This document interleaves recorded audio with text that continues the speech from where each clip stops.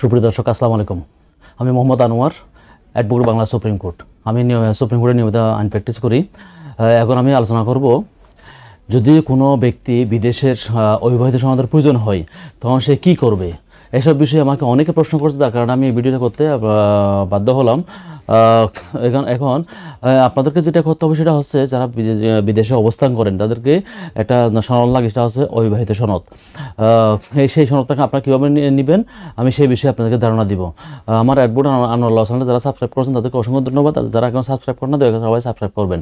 আর আমার advocate Anwar channel নামে একটা ফেসবুক পেজ আছে, দয়া করে সবাই লাইক দিয়ে ফলোয়ার হবেন। এখন আমি আলোচনা আসি, এখন আপনি ডিসি অফিস থেকে কীভাবে আপনার সেই অবিবাহিত সনদটা নেবেন সেই বিষয়ে আমি আপনাদেরকে ধারণা দিব। প্রথমত হচ্ছে আপনার একটা আবেদন করতে হবে। সেটা আপনি নিজেও করতে পারেন, অথবা আপনি কারো মাধ্যমে করতে পারেন, আপনার আত্মীয়স্বজন যে কোনো মাধ্যমে করতে পারেন। সেখানে আপনার নাম ঠিকানা সব থাকবে। আপনি যদি করেন আবেদন, তাহলে আপনার নাম ঠিকানা থাকবে। আর আপনি যদি না করে অন্য কেউ করে আপনার পক্ষ হয়, তাহলে তার নাম ঠিকানা থাকবে।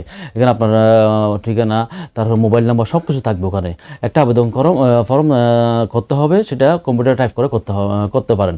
2 নম্বর হচ্ছে একটা 300 টাকা স্টাম্পে হলফনামা করতে হবে। 300 টাকা স্টাম্পে হলফনামার মধ্যে আপনি যে অবিবাহিত কেন সব কিছু বর্ণনা থাকবে।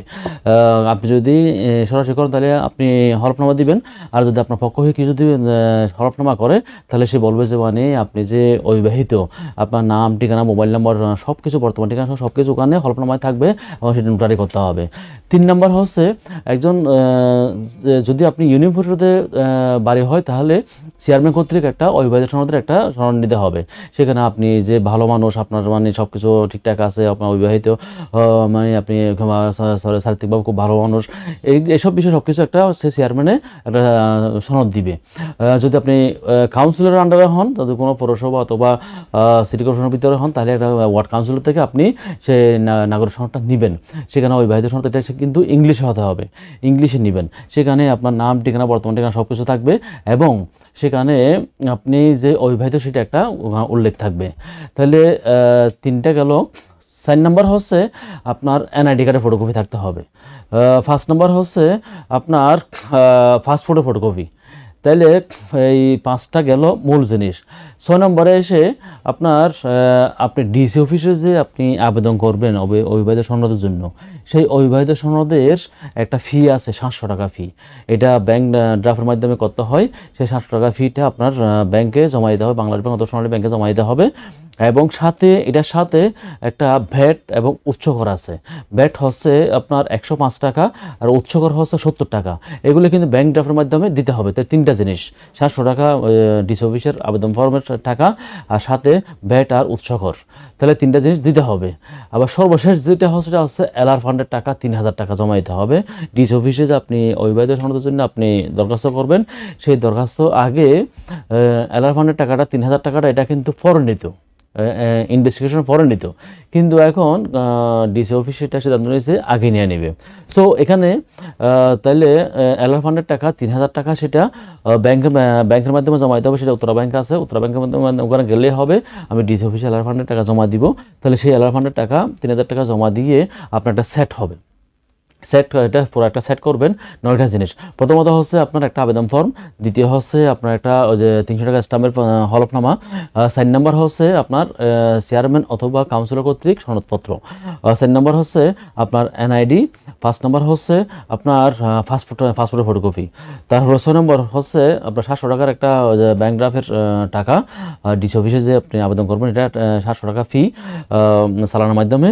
আর 7 নম্বর হচ্ছে আপনার ভ্যাট 105 টাকা, এটা চালানোর মাধ্যমে দিতে হবে ব্যাংকের মাধ্যমে। তারপরে 8 নম্বর হচ্ছে উচ্চকর 70 টাকা, এটাও চালানোর মাধ্যমে দিতে হবে। 9 নম্বর হচ্ছে আপনার এলআর ফান্ডের 3000 টাকার একটা চালানোর মাধ্যমে দিতে হবে সেই রিসিপ্টটা। তাহলে 9টা জিনিস একটা পুরো একটা আবেদন ফর্ম একটা আবেদন করে একটা ফাইল করে সেটা একটা ফটোকপি করতে হবে। মূল জিনিসটার সাথে একটা ফটোকপি করতে হবে। ফটোকপি করে আপনার সেই মূল কপিটা আপনি জমা দিবেন ডিসি অফিসে। ডিসি অফিসের আপনার জমা দিলে আপনার একটা রিসিপ্ট কপি দিবে ফটোকপিতে রিসিভ কপি দিবে। রিসিভ কপি দেওয়ার পরে আপনি 2-3 দিন পরে সেখানে গিয়ে একটা প্রবাসী কল্যাণ শাখায় আপনার ইয়াটা পাঠায় দিবে, আবেদন ফর্মটা পুরো সেটটা পাঠায় দিবে। ওখানে 2-3 দিন পরে গিয়ে আপনি একটা স্মারক নম্বর নিয়ে আসবেন, সেই স্মারক নম্বর অনুযায়ী আপনি খোঁজখবর নেবেন।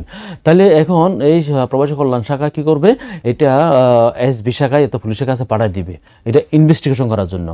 ইনভেস্টিগেশন করে যদি আপনার ব্যাপারে সব কিছু খোঁজখবর সব ঠিকঠাক থাকে, তাহলে আপনাকে একটা সনদ দিয়ে দিবে, আপনি যে অবিবাহিত সনদ সে একটা সনদ দিয়ে দিবে। তাহলে আমরা জিনিসটা পাইলাম কি, 9টা জিনিসের বিনিময়ে আমরা একটা পুরো একটা সেট করবো। সেই সেট করে ডিসি অফিসে জমা দিলে ডিসি অফিসে একটা এসবি পুলিশের মাধ্যমে এটা ইনভেস্টিগেশন করবে আপনি আদৌ অবিবাহিত কিনা, সব কিছু ঠিকঠাক আছে কিনা। সব কিছু ঠিকঠাক থাকলে আপনাকে ডিসি অফিসে আপনাকে একটা সেই অবিবাহিত সনদের একটা দিবে, সনদ দিবে, সেটা আপনি খুব সহজে পেয়ে যাবেন। এই হচ্ছে আপনার প্রসেস। তা আশা করি আপনারা বুঝতে পারছেন। আমার অ্যাডভোকেট ল চ্যানেলটা যারা সাবস্ক্রাইব করেছেন তাদেরকে অসংখ্য ধন্যবাদ। যারা সাবস্ক্রাইব করেন তারা সবাই সাবস্ক্রাইব করবেন। আর আমার বিষয়ে যদি আমার সাথে যদি আপনার কেউ যোগাযোগ করতে চান, তাহলে অবশ্যই নিচে স্ক্রিন নাম্বার দেওয়া আছে, আইন বিষয়ে যে কোনো বিষয়ে আপনার ফোন করতে পারেন, আমি আপনার সহযোগিতা করব। তো এই বলে আমি আমার ভিডিও শেষ করলাম। আসসালামু আলাইকুম।